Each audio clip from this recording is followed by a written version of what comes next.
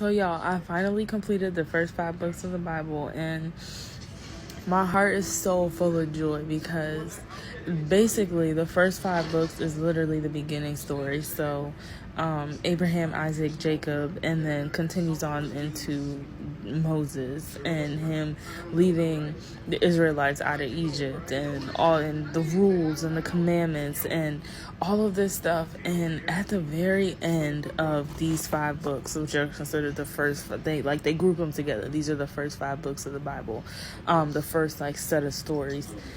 At the very end, they say, since then, this is Deuteronomy 34:10 through 12. Since then, no prophet has risen in Israel like Moses, whom the Lord knew face to face, who did all of those miraculous signs and wonders the Lord sent him to do in Egypt, to Pharaoh and to all his officials and to his whole land.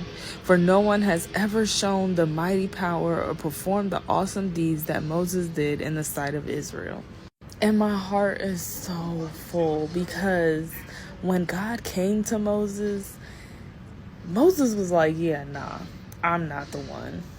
And he had so many different reasons why God couldn't use him, why he wasn't the right person. He had this stutter, and